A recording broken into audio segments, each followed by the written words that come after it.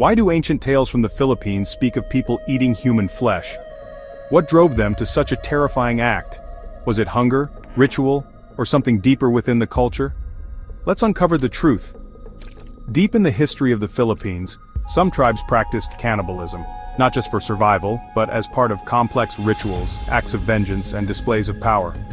The Visayan warriors, known as pintados for their elaborate tattoos, were said to eat their enemies' flesh to gain their strength and courage. Spanish chroniclers like Miguel de Loarca and Antonio Pigafetta wrote of these fierce warriors, describing feasts where the flesh of fallen foes was shared among victors.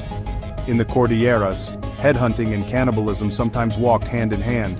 Among the Kalinga and Ifugao, taking a head was believed to capture the spirit and power of an enemy. In rare cases, consuming a piece of flesh was part of the ritual, believed to transfer bravery or appease ancestral spirits. Other groups like the Bagobo and Manobo had their own stories.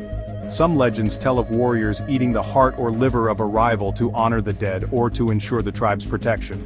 These acts were surrounded by strict taboos and ceremonies, often led by shamans or tribal elders. Spanish colonizers wrote shocked accounts of these acts, but not all were true. Sometimes fear and misunderstanding fueled the legends. The Spanish often exaggerated tales of cannibalism to justify their conquest and conversion efforts, painting native Filipinos as savages in need of salvation. Modern historians and anthropologists now question these stories. Some believe cannibalism was rare, perhaps even symbolic, while others argue it was a misunderstood part of indigenous justice or mourning rituals. Today, these stories remind us what we call horror was, for some, a way of life, a part of survival, or a mark of power. For others, it was a tale told to frighten children or warn against outsiders. In modern times, these dark tales have become part of folklore, inspiring art, literature, and even theater. They challenge us to look beyond fear and ask, what do these stories really mean? How much of it is truth and how much is myth?